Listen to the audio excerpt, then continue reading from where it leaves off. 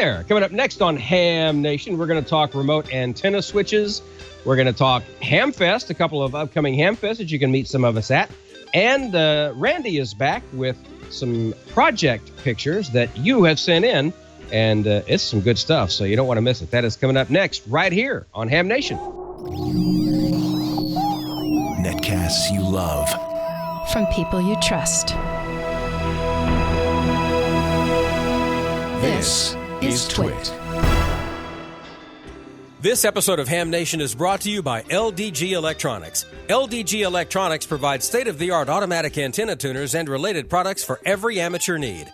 Visit ldgelectronics.com to learn more. And by ICOM. For more information, visit icomamerica.com/hamnation.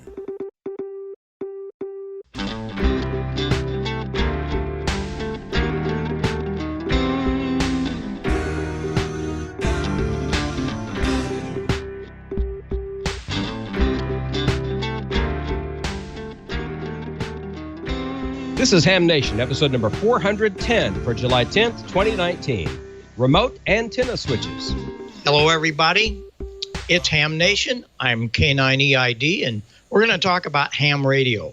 We got some really cool things to talk about ham radio also. So you want to keep one ear open here because we're going to teach you some things. And I love the American flag that just went by. Just remember July 4th. Remember what that was all about now. A lot of people forget. So we had a great time here and wanted to make sure everybody knows those troops, they saved a lot of things for this country. Let's go see what's going on. Gordo, how are you doing? Everything okay in California? No more earthquakes? Yeah. Everything is not bad. July 4th, of course, was our pre-shock for the big earthquake, but we'll talk about that in a few minutes. Rob, WD8MTN, says don't cut off the ties, but rather twist them off, and they'll become more round, and they won't draw blood. So we appreciate that input. And Steve Ewald with the league, WV1X, says that if you're applying for what used to be the official observer position, now called the Volunteer Monitoring Program, you got to get your application in before this coming Monday, or else snooze you lose, in that Riley is closing down any further applications on Monday. And finally, the Nevada State Amateur Radio Convention up in Reno. I've been there for multiple years. That's a fun one. That's coming up week after next. Bob? Gotcha. All right. That'll be great. That'll be super. George, how are you doing? You okay? Everything all right? You didn't have any earthquakes, did you? No, but we've had a bunch of thunder just seconds ago. We've had a lot of rain this evening. First time in a while, but hey, we needed some here. Everything's going pretty good. It's just been really hot. I think this is the first day in several years that the temperature has reached 100 here. So it's a hot time in the old town tonight. Bob, we got a video from Randy a little bit later in the show. So we'll be back with that. All right, we'll be back. I want to hear more about what's going on with Randy. He's all over the place, and he's going to be all over in the next week or so. So we want to make sure that we keep track on that young man and make sure he's got enough tape for his video camera. Okay, Don, how you doing? What's happening down there? We're going to come and see you next week. I know. It's absolute pandemonium here, Bob. It's a good thing that you're coming next week and not this week, because we had a freak thunderstorm pop up over Lake Pontchartrain this morning about 7:30 that dropped 8 to 10 inches of rain in 3 hours over New Orleans. And as you know, New Orleans is a bowl, and the drainage system can handle 1 inch of rain the first hour and a ½ inch of rain every hour after that and be okay. But when you drop 8 to 10 inches of rain in 3 hours, the city fills up. And that's exactly what it did this morning. I drove all the way to work, got blocked up on the interstate, realized there was nowhere to turn around because the interstate is elevated, and all of the ground level streets were flooded with 1.5 feet of water in them. And then I'm watching a big water spout come over the lake off to my right, and it actually destroyed a doctor's house on the lakefront. I finally go all the way past my work, cross the Mississippi River, get down on the ground level to where I could turn around and not flood my car out, and then drove back home. So I was on the road for 5 hours this morning driving to New Orleans and never got to work. I had to work remotely from my laptop when I got back home, but it's just crazy. And on top of that, we're expecting a hurricane this weekend to skirt by us on the south. It's coming from Charlie Wooten, so I blame Wooten because it's coming from his area. Oh, is he? But it's just It's crazy. It's absolute pandemonium here, Bob. But I got some good news about WTWW, our friends over at 5085 and 15.810. You can actually do a request now on WTWW, and I think it'll play like instantly. There's a new request tab on the WTWW.us website, so check that out, and you'll see it right there. Right home, click on request, you click on that, and there you go. Look at that. You got 4 requests remaining this hour, 12 for today. Type a part of a song, and it'll play. And you can actually search for songs there. Look at that. Isn't that just slicker than a handful of I don't know what on a glass doorknob? That's just amazing. So go check that out at WTWW.us. They're the only shortwave station, I think, on the planet doing that. So go check that out. We got a big show tonight, Bob, so let's get on with it. Enough of my babbling. Okay, just make sure those hurricanes are gone by the time I get there. I'm scared of snakes and I'm scared of hurricanes. Well, I don't really like alligators. We won't mention the alligators, and we won't mention the alligators.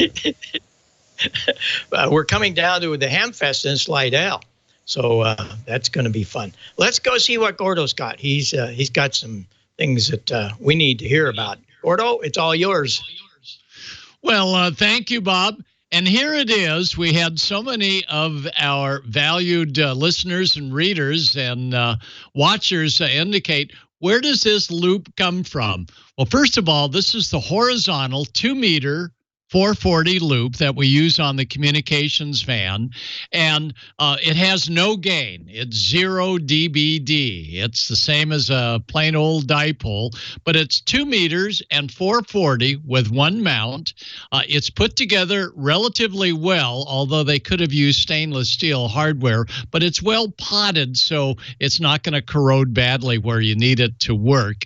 And it comes from eFactor antennas. E-Echo, the word factor, F-A-C-T-O-R, antennas, plural.com. All one word, not horribly expensive, and he makes a lot of other loops. But again, when the signals come in on weak signal, VHF and UHF, they're usually so strong that a simple loop will do the trick nicely.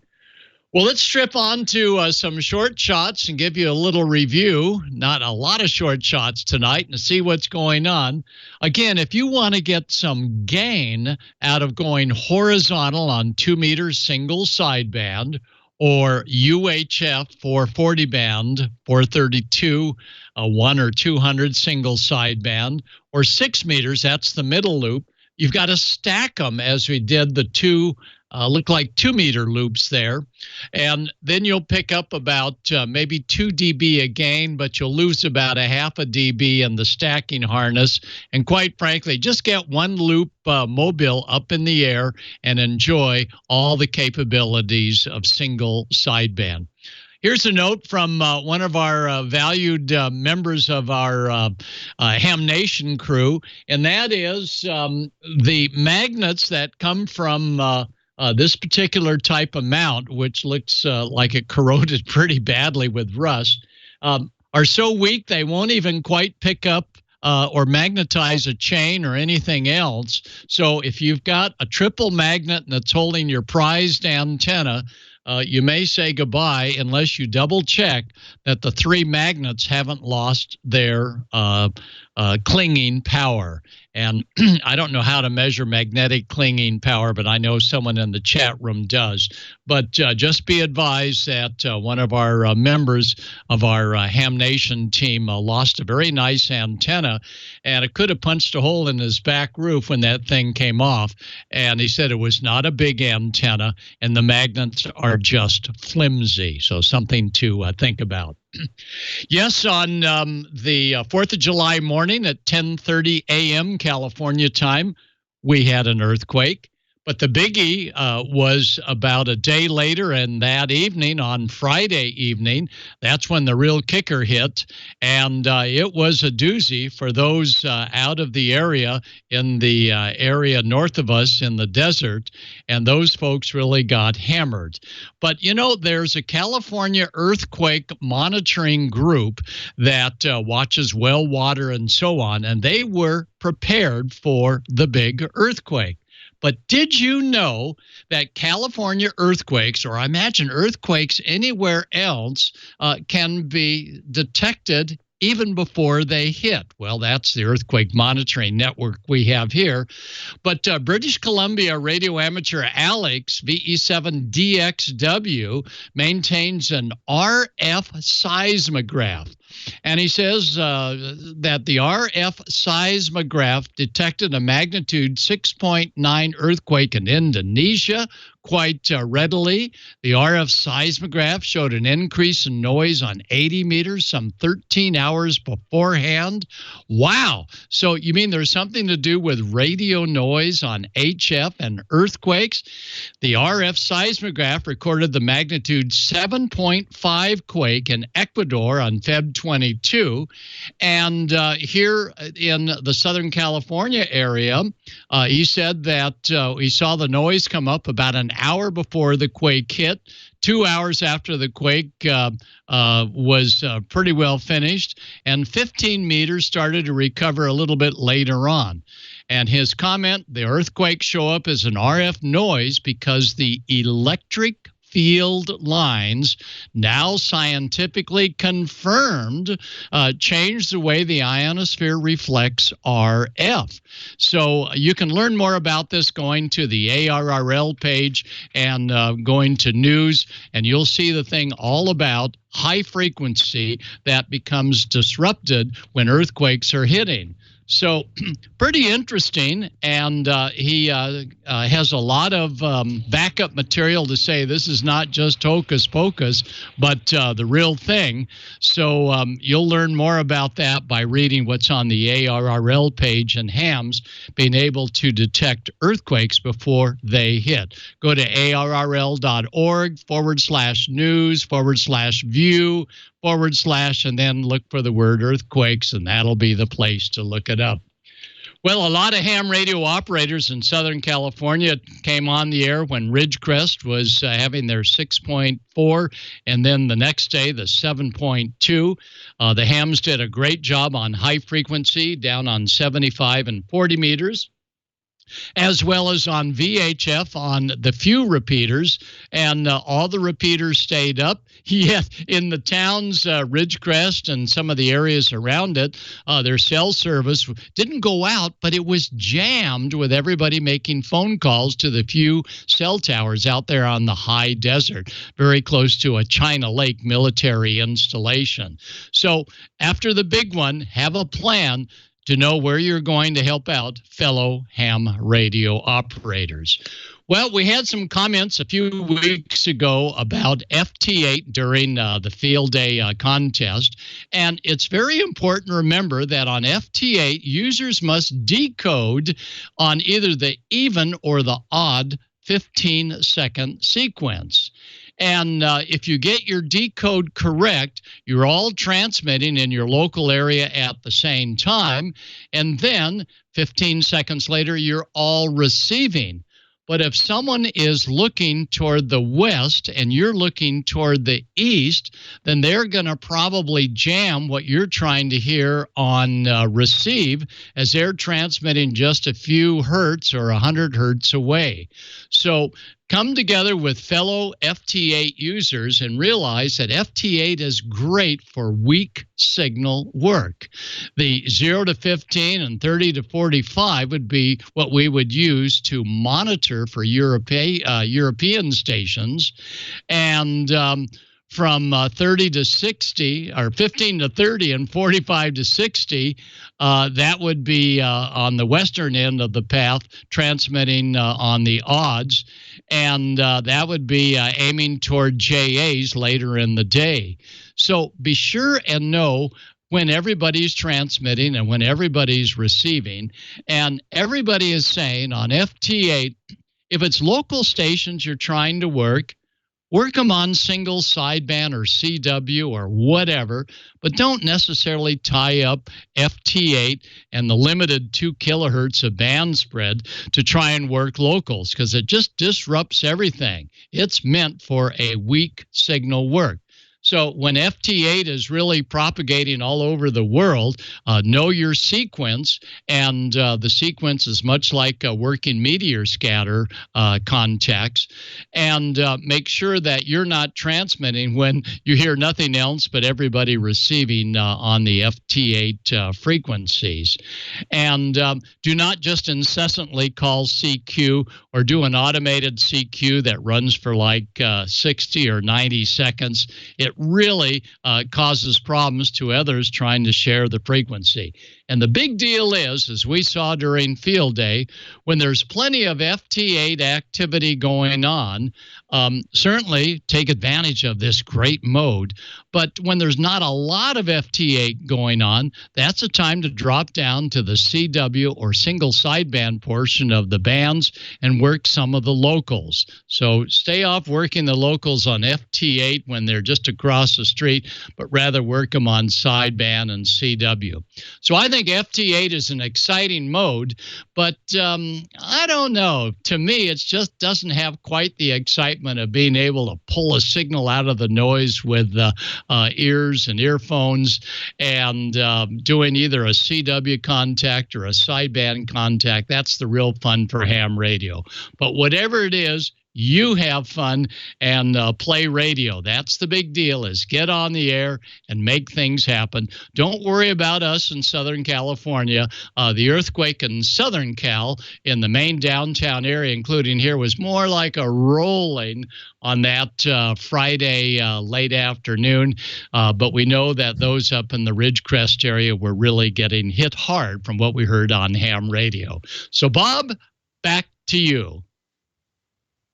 Okay, that was great. Well, I concur on the FT8, but I don't want to get too much involved, because I know there's a lot of people that like it. However, no, there's nothing like putting up a 6-meter Yagi and working real-time radio. That's where it's at. Of course, I've been doing it for 63 years, so you can't blame me. Oh, golly, it was fun back in those days. I want to talk a little bit about antenna switching. You know, we all have these kind of things, and we've had them forever. If my cameras will work with me here, let's see if I can get this to work. Otherwise, it'll have to be something a little different. There we go. Okay. Now, see if it's going to crank up here. I have trouble with Mr. Skype. He sometimes doesn't like to work with me. Oh well, that's okay. That's okay. I had to set up a little better. Anyway, you know about these things, and we've had them for years. The one that I really, really like is this guy. I've had this since 1956. The reason I like it, first of all, it was B&W was the manufacturer of this thing. All of the coaxes come straight out the back, so you don't have this octopus thing. And this is a wonderful switch. It's a huge switch inside, much better than anything that I've seen. You know, things like this where you, I don't know, I never did like those guys. But then you get to these guys. And I think I have probably 20 of those in this system. This is the famous Dow key relay. And they have a 110-volt version, and they have a 12-volt version. And they have extra contacts, so you can switch the antenna very nicely, but you can turn your receiver on and off. I have several of them that have stacks, so we can do all kinds of other things of switching things on and off. I should have maybe started with this one here. This was one that I had from 1956. It was one of my very first antenna relays. Open frame. Where are all you guys yelling about SWR? What's your SWR? Who cared? First of all, we didn't have SWR meters in those days. We just put a signal on the air and said, anybody hear me? And that was it. And much improved since those days. But DX Engineering, wouldn't you know, came up with a much better idea. This is a cool little gadget. And what this does, this is a coax in, and you can switch it from one to the other. This could be a transmit receive. It could be 2 receivers. Just a number of uses you could use with this. And it comes with a little box and a little switch. It's great for switching 2 things. But then you get this guy. Look at this guy. You come in to the center, and you can go up to 1, 2, 3, 4, 5 things. You can switch all kinds of things. I don't know how many of these in the system. I think there's 6 of them. I can switch the radios. I have five different transceivers, and then I have the antennas. I have 2 of those out there for my phasing rig. But here's how you switch it. This little guy. And this gives you 1, 2, 3, 4, 5. Wire off the back, goes into there, bingo. That, one of these is 500 feet from the box here. So doesn't make any difference how far away it is. It works great. I personally do not like rotary switches. So I use Les Paul guitar switches. I don't know if you can see that or not. You probably can't, but you've seen it in other things here. I have a 19-inch panel, and I have, there's actually 12, 13 switches, and they do all kinds of things, but they operate these guys. And that really, really works great. You might want to look at that. Ameritron has a number of these. As I said, you're going to get 2, you can get 5, and I, of course, gang them together, but it sure beats one of these guys. And it's just so much better. The relays are incredible.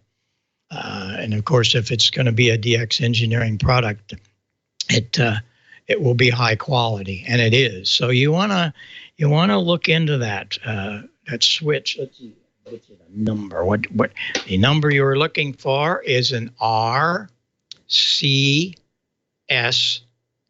and it's 8V. RCS, and there's several RCSs that I said. So you might want to check it out. It's a wonderful way to switch antennas and switch receivers, all kinds of things. Use your ingenuity, and you can switch many, many things around, as I do here in this station. So enjoy all of this remote switching. And, remote radio is really coming to be a thing. As you heard Howard on with his new Rig Pi, that's going to be a big deal when they get the production up on that, where you can be anywhere and operate your radios very easily. Well, it's going to be relays like that you can remotely switch things just by punching a button on your keypad or whatever. So check it out, because there's some really fun things there. I will see all of you down in Slidell, Louisiana. That's across the way there from New Orleans. And Don assures me that there won't be any water problems, and he already has scared all the alligators away. We're also there the day before that, Thursday, Friday, is the West Shum Symposium. It's been going on for years, where we go out and do a field day with vintage Central Electronics gear. Well, it's in conjunction now with the Slidell Hamfest. So we're very excited to be there. I'll be doing a workshop on Saturday. I have to warn all of you, I think George is coming, and I think Don's coming. So the 3 of us are going to be loose. We do need adult supervision. I'm trying to get Gordo to get on a plane, and I don't think he's going to do it. So I don't know. What do you think, Don? You think we're going to be okay, or what's going to happen? Anything could happen, and I think that we'll be okay as far as everyone else is concerned. We'll just be in our own little world. It's going to be a great time. And I actually, that Hamfest is July 20th, which happens to be the 50th anniversary of Neil Armstrong setting foot on the moon. So we'll be celebrating that as well. Yeah, it's going to be a great time. Looking forward to seeing you down here. And then, of course, in a month from now is the Huntsville Hamfest in Huntsville, Alabama, where we do the Young Ham of the Year Award. And I think we'll pretty much all be together in Huntsville as well. So you're coming to Huntsville, I think. I know George is. Yeah, so good. Well, this will be a dry run for the Mayhem at Huntsville. So just gotta get our groove on. Groove on. Just remember, Tommy's going to be there. So yeah, now all we need is Jim with his blowtorch. That's really all we need. that and an LDG tuner. And if you got all those antennas where you need all that switching gear, you're probably going to need a tuner, because they're probably not all, tuned antennas. You may have some off-center fed stuff. You may have, you may just be experimenting and you need to get something on the air. Well, that's where LDG Electronics comes in. LDG provides state-of-the-art automatic antenna tuners for every amateur need, from QRP to QRO, fixed stations, portable, remote. The LDG tuner will match your radio to your antenna. And they use the lightning-fast proprietary tuning algorithm. It's pretty amazing. Check out the LDG AT1000 Pro 2. That is the flagship automatic antenna tuner. It's made for high-power hams. It'll handle a 1,000-watt sideband or 500 watts FM or digital. Tunes from 1.8 to 54 megahertz. That's 160 to 6 continuously. You can match Yagis, dipoles, inverted Vs, slopers, a wet noodle, virtually any coax-fed antenna from 6 to 1,000 ohms impedance. Tuning time, under 10 seconds. Memory tuning, under 0.2 of a second. With a large, easy-to-read bar graph, watt meter, 2 selectable ranges, dual antenna switch, 2,000 memories for each position. It is feature-loaded. And LDG is a great company. They're a family-owned and operated company, 100% dedicated to bringing innovative quality products to the amateur market. They've been doing it for years. And they're great people over there. Their focus is on anticipating and meeting your needs and providing you with world-class support that is literally just a phone call or an email away. All the LDG tuners carry full 2-year warranty. It's fully transferable, so if you ever sell, or if you're feeling ultra generous and you want to give away your LDG tuner, the remainder of the warranty travels with it. Free return shipping on all warranty repairs, all LDG products, including ballons and cables, available for purchase through select retailers. So be sure and check out which automatic antenna tuner is right for you, and then go to ldgelectronics.com to learn more. LDG Electronics. ldgelectronics.com. We thank LDG Electronics for their support of Ham Nation. Let's go ahead and check in on the news of the week from Amateur Radio Newsline.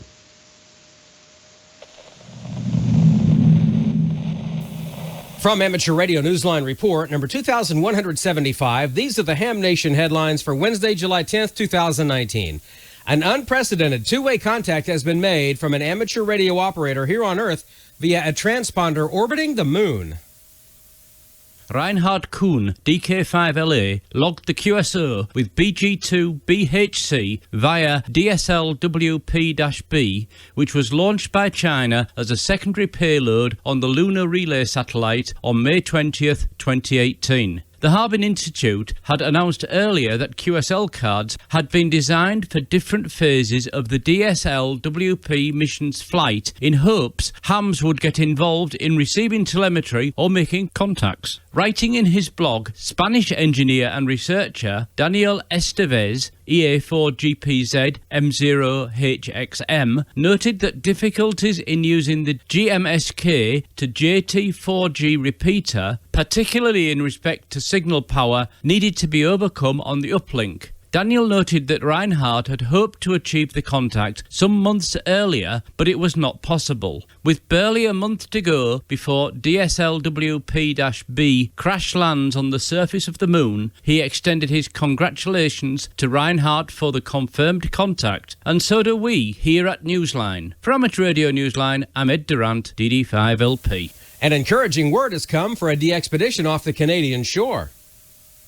The green light for the Sable Island D-Expedition just got a little greener. The team's leader, Murray Adams, WA4DAN, will be making the trip in October to prepare for the 2020 activation on a remote crescent-shaped island in the North Atlantic, which is one of Canada's furthest offshore islands and a national park reserve. Murray will be making the trip in October to review logistics with Parks Canada personnel. Of particular concern are the wild horses inhabiting the island, as well as seals, birds, and vegetation that must not be disturbed while the ham radio team is active. The team will be required to flag all its guy wires and antennas, and to use extra care routing coax to the antennas. Accessible only by boat or airplane, Sable Island is known for its fragile ecosystem.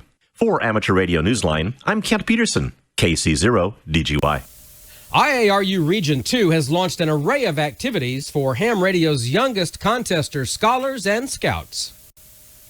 You've heard of Youngsters on the Air in IARU Region 1? Well, Youth on the Air has arrived in IARU Region 2. If you're looking for information for young people in amateur radio, be sure to stop by yotaregion2.org. The new website has links to all youth activities, including the YARC Youth Contesting Program, Radio Scouting, Youth DX Adventure, scholarships, Newsline's own Young Ham of the Year Award, and more. The group also has accounts on Facebook, Twitter, Instagram, and YouTube to promote youth activity and announce upcoming events from a variety of hosts. Look for YOTA Region 2 on these social media outlets. For Amateur Radio Newsline, I'm Neil Rapp, WB9VPG. Speaking of youngsters and ham radio, Newsline's Bill Pasternak, WA6ITF Young Ham of the Year Award presentation is just about a month away.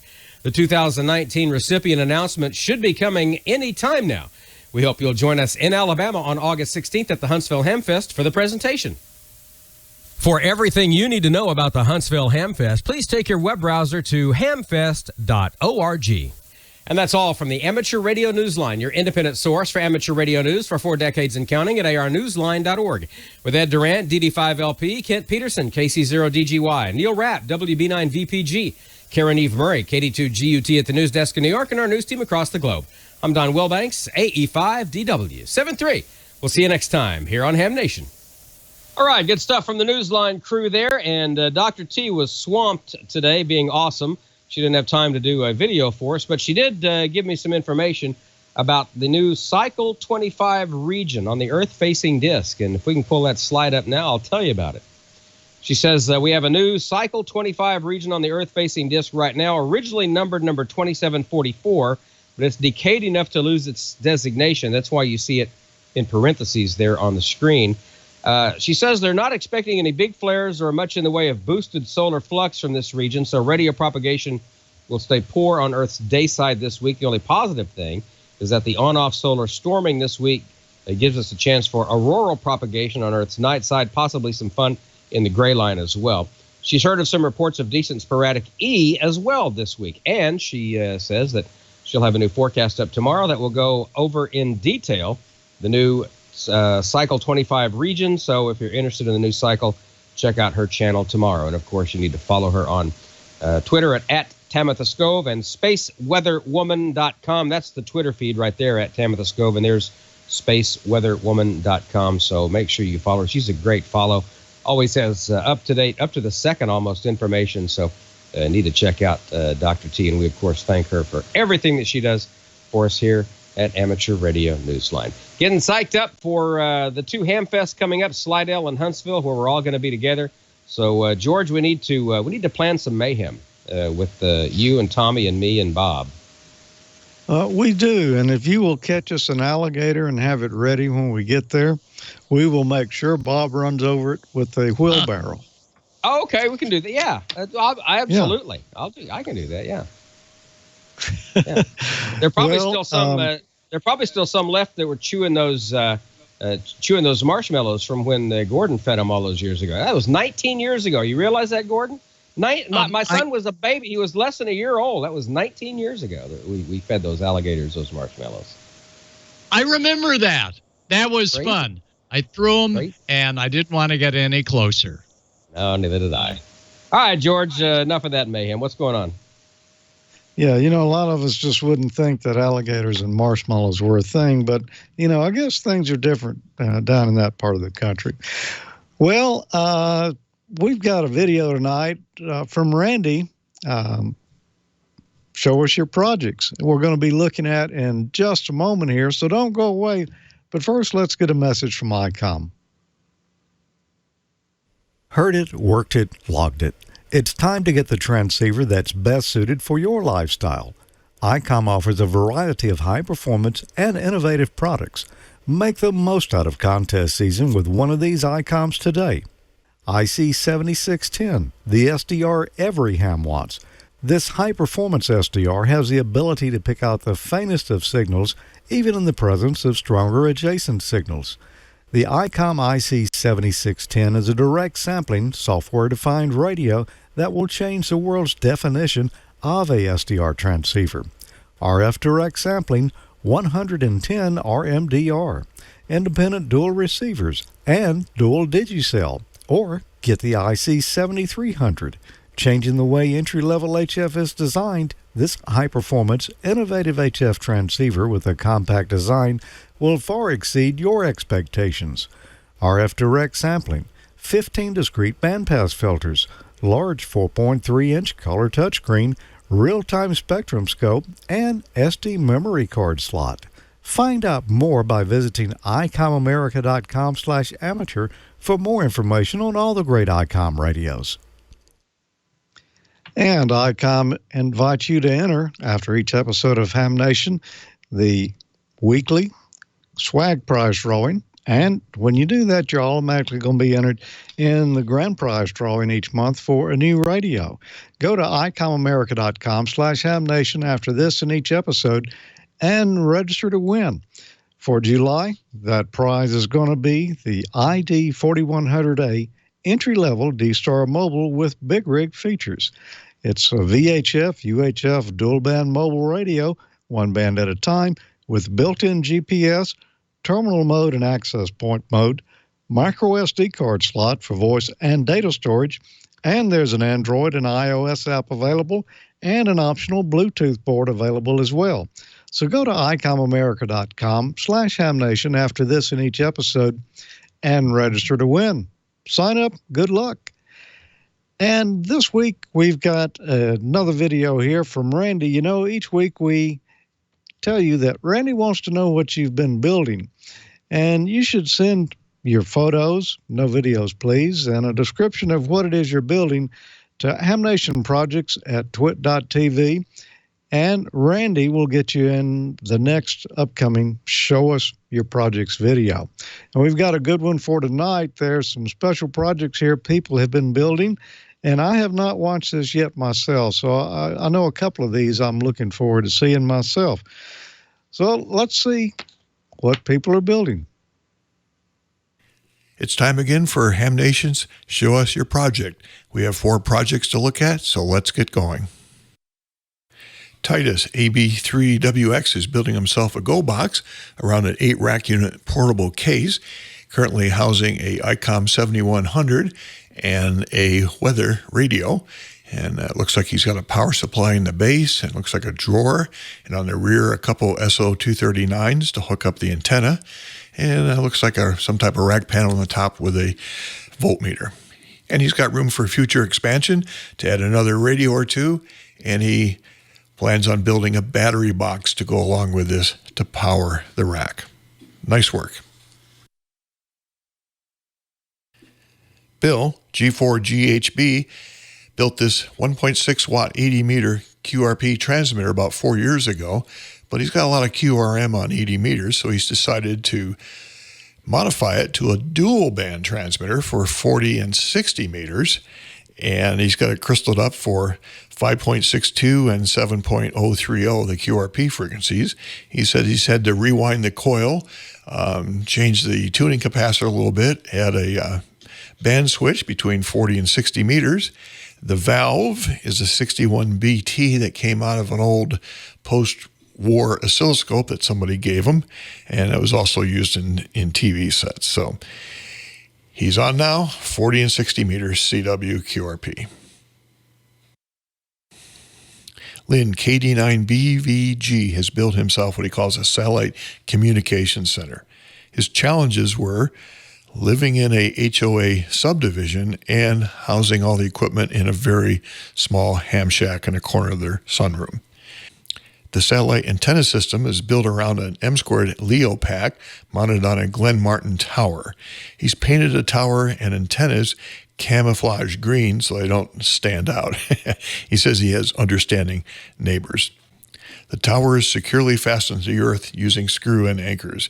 He's conducted a series of tests trying to pull the tower over with a scale and doing some calculations with wind loading, and he feels that this will be able to survive, he hopes, a 75-mile-an-hour wind. He has a trench where he's buried all the cables going to the house, and his 3-year-old granddaughter is supervising the backfill. He has 2 SSB preamps mounted on the antennas to give him additional gain. The azimuth and elevation rotors are the Yaesu G5500, and he says the antennas have a good view of the sky in most directions, although he is shooting towards some trees in one direction. He's able to work satellite passes down to 1 to 2 degrees, so he says it's amazing. Sometimes you just have to try it and see what works. And he uses a KF7 entrance panel with lightning arresters. He's got 3 of them in there for the VHF, UHF beams, as well as an NFED wire strung up between a couple trees. He also has lightning arresters on the control cables for the Yaesu rotors, and this required a lot of tedious Molex connection and crimping installations. So he said it was a little difficult to master. He learned a lot from mistakes and was able to master crimping Molex connectors. So the second part of this project is his operating position in his sunroom.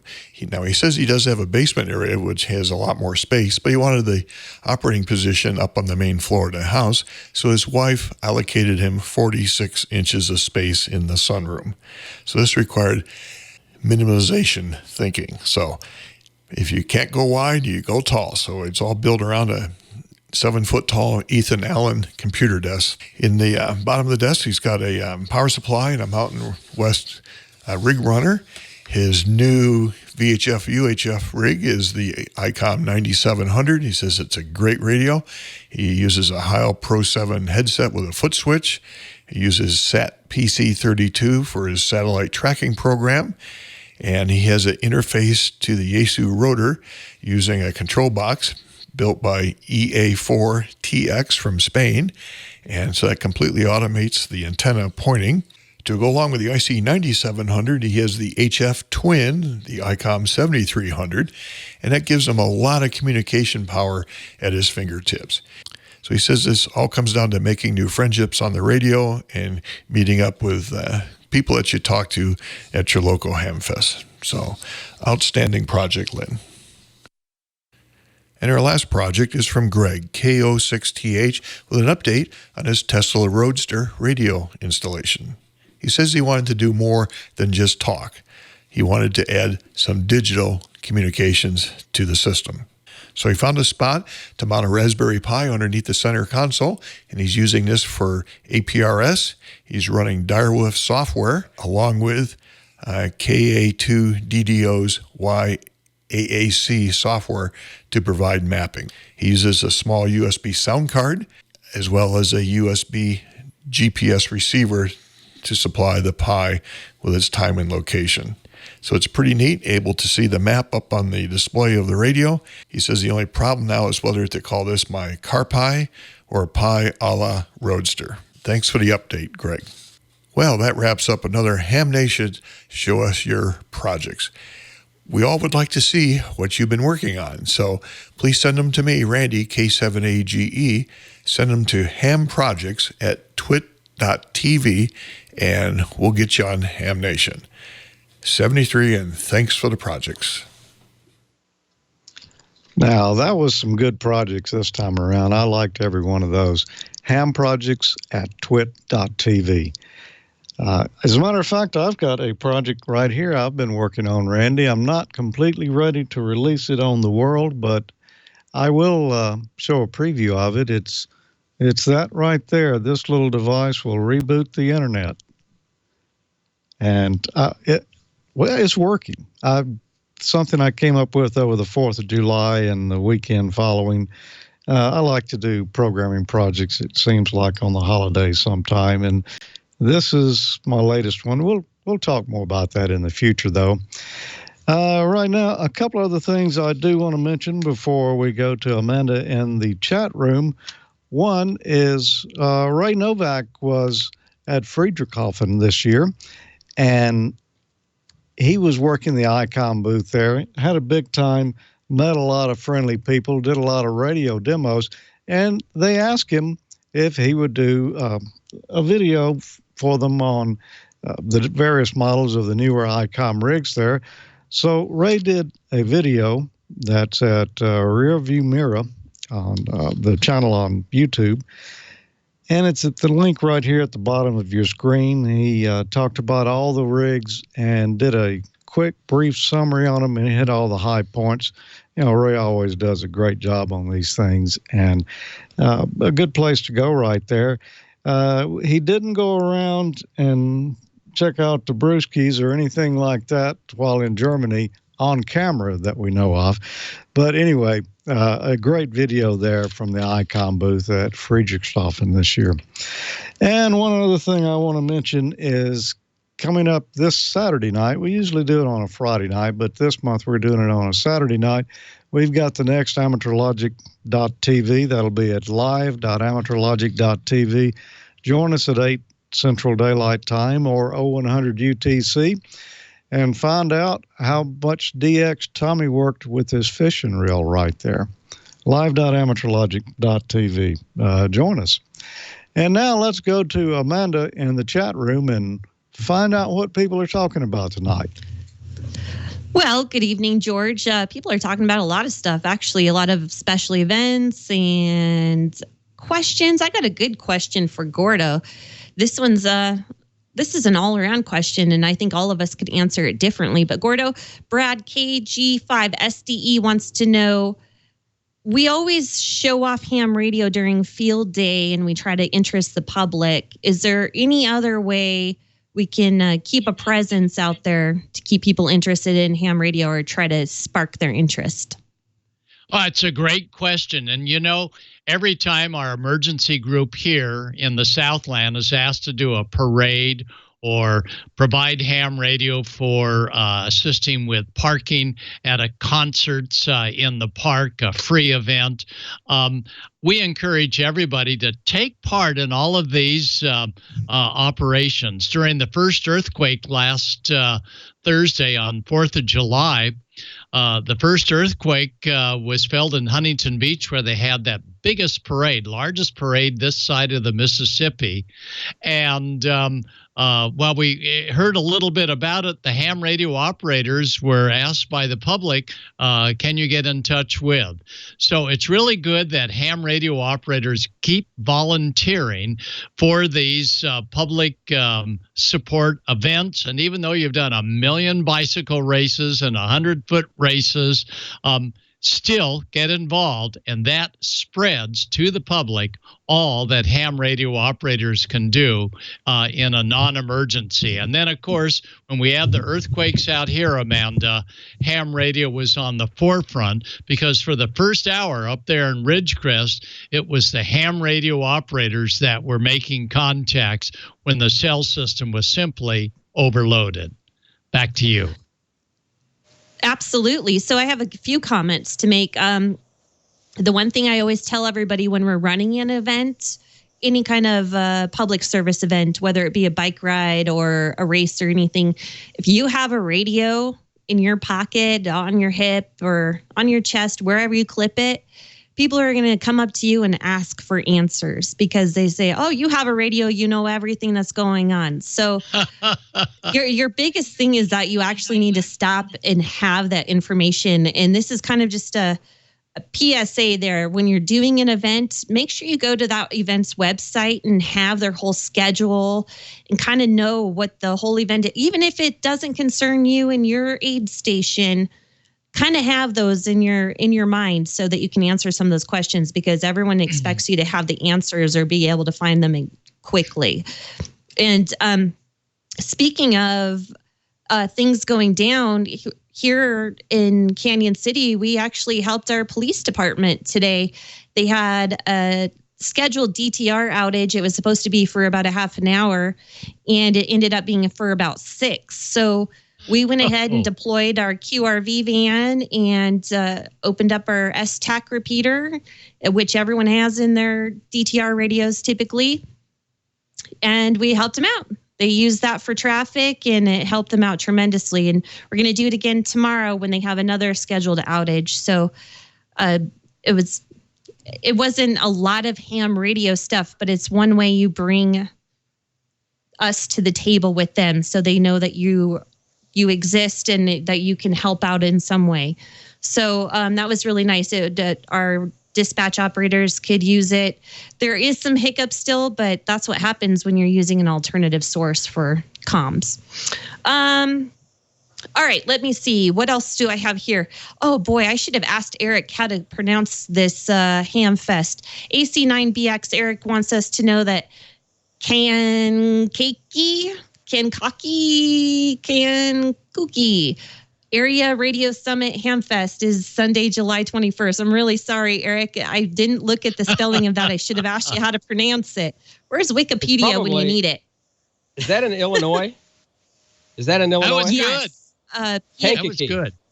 Kankakee. What? Kankakee. Yeah, Kankakee. Kankakee, Illinois. I'm pretty sure, yeah. I'm 99% sure. Kankakee. Yeah. Y'all up north, I tell you have some weird, I know. All right. Let's see. So I have a new announcement about a special event coming up. Everybody relies on WWV. Do you not? Do you need your alarm clock set correctly? Your computers, everything? This year is the 100th anniversary. And up there in Fort Collins, they're going to be celebrating that with a special event station. So listen out for WW0, WWV. Sorry, that's all. It's a long call sign, but a lot of us are going to be operating out of up there, and it's going to be a fun time. So we hope to work lots and lots of contacts. Also follow them on Facebook.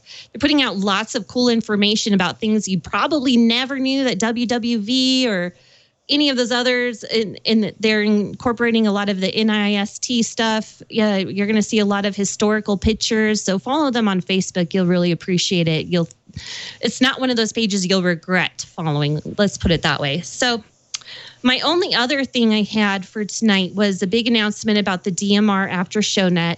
They are changing talk groups. Now, they sent out an email to most of their regular check-ins, but in case you're going to be a new check-in or you're looking forward to it in the future, they're changing their talk group to 31012. 31012. That's on the Quad Array network, excuse me. And I think there's several different ways you can join in now. So we could probably expect some more check-ins on that. So thanks to those guys. They said TAC 311 was great for its purpose, but that wasn't its real purpose. It's usually a calling frequency, sort of, not to have long conversations and such like that. So they're just moving along and changing it up to what's expected.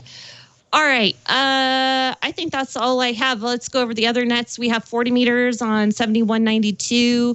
If you don't have thunderstorms in your area, which, Don, I really hope you're not going to get 20 inches of rain like they say. My friend, I hope you stay safe out there. Thank you. And let's see. well, I saw on Facebook you're gonna steal Don's Hummer if it's going to rain. If it's raining tomorrow, I'm driving the H3 to work. That's just all there is. Oh, yeah. It wouldn't have done me any good today with, a foot and a half of water blocking all of the exits off the elevated I-10 because they were all being closed off by law enforcement. But nonetheless, yeah. So now if it's raining tomorrow morning, I'm either not going or I'm taking her car. That's all there is to it. There you go. And one more net. We have the 20-meter net on 14268. Steve's there waiting for your QSOs, and 14 Charlie for the D-Star net. So hope to hear you on one of those. So maybe tune up the radio. No weather around here. We have a few fires going on outside of Canyon City, but it's all remote, not too dangerous, not not hurting anybody. So with that, who's going to wrap it up tonight? I don't know. George, you want to wrestle for it? You go ahead, Don. I think I did last time, probably. Oh, yeah, you probably did, yeah. I was thinking, talking about getting ham radio out in front of the public. That's a great idea that you had, Amanda. If you've got a radio on your belt, someone's going to come up and ask you a question. You can kind of be the concierge for the event that you're doing. Just go ahead and get all the information. Take it upon yourself to do that, and that's a great thing. But as far as you don't have to wait until field day to go out and operate in the field. There was a club that I belonged to in New Orleans that we would go out on the lakefront at Lake Pontchartrain on a beautiful day, and we would throw an antenna up in the air, a wire antenna, and just sit out there and make contacts a la field day, kind of like a field day practice in the middle of the summer or springtime, a really nice day or something, and hang your banner up in the tree, and curiosity will bring them over, and they'll want to know what you're doing out there. And also another way to get your radio stuff out into the public, especially if you're a club, is to get involved with the maker fairs, because the maker movement is just hand in glove with ham radio, because it's all experimenters, and they're youth, they're young people for the most part. So get involved with the maker fairs. That's a great way to do that. There's a club here in the New Orleans area, the Jefferson Amateur Radio Club. It has a big presence at the Maker Fair every year, the Mini Maker Fair in New Orleans, and it's a great idea to have a club presence there. And they have a really nice presence. They bring out portable antennas, and I think they even have they may even have a Foxon, I'm not sure, but they'll bring out like a tape measure antenna and have brand new gear and have a vintage gear display and information about the club and sign people up for classes. And it's a great way to get ham radio out in front of the public. So there's some ideas for you. Always try to think outside the box. Also, get in touch with your high school with maybe some of the ROTC programs. You might the instructor might find a way to incorporate radio in with the ROTC studies and the robotics teams as well. There's also something that you might be able to dovetail ham radio in and get that in front of the public. So just a couple of ideas for you guys. George, Gordon, any other ideas? Walmart parking lot. Yeah, the Walmart parking lot on the air. That's another one. Absolutely. Yep. Great ways to show off ham radio. Now, all you FT8ers, remember, east to west on the even and on the 30 of the second, 0 to 15, 30 to 45. Those on the west wanting to work east will call on 15 to 30 and 45 to 00. So east to west, 0 to 15. However, if you're working Europe, then, well, you get the idea. So it does become confusing. Just don't be the lone soul when everybody's listening that you're transmitting FT8, and have fun. But remember, there's a host of us down at the bottom of the band ready for your call, or at the top of the band ready for your call on voice or CW. I made my first FT8 contact. I made my first FT8 contact in the 13 colonies this year. And also, I did my first 100% total clean sweep. I got all of them, filled up every slot. And I did most of those. I did all but 3 stations in 4 hours on July 4th. Wow. So, yeah. We got a clean sweep, too. We went out camping, and we threw a G5 RV up in the trees and worked them from the camper, and we got a clean sweep. Not the bonus stations, unfortunately, but it was fun. I got all those, too. I got the bonus stations. I got everybody. I got the GB and the Z station, both on D-Star. That's allowed. And I got one of the other stations on FT8. All the rest were sideband. So, yeah, my first 100% total clean sweep. George, what were you going to say? I was going to say I had one other idea for how to attract people to the hobby. And, a lot of times I like to do things just sort of not out in the broad open, just slap you in the face, but just kind of subliminally hint at something. Why not get an amateur radio tag for your vehicle and just have it on there, and people will see amateur radio whenever you pass by or they pass you. And be sure you've got an antenna on that vehicle. If you don't have an antenna, I'm not sure if you should have a ham radio tag. Get the gawkiest looking antenna you can find, something that really sticks out, and you'll attract a lot of attention for the hobby. Great. Good idea. Especially when you go through a McDonald's with your antenna still up. Yes. I'm gonna have to go back and listen to the replay because my Bluetooth crapped out as soon as you started talking, George. But here's a funny story, real quick, while we still have a minute. Years ago, when I had a dual band antenna on one side of the trunk, and I had a screwdriver antenna on the other side of the trunk, and I was driving a little Buick LeSabre, and I had my sunglasses on, and I went through the drive-thru at a hamburger place in New Orleans.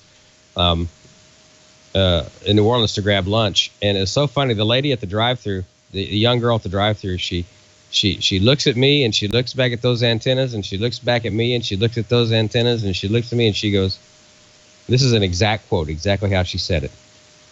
Is you the police? Is you the police? Is you the it's New Orleans. Is you the police? I just looked at her and went, no. Smiled and drove off.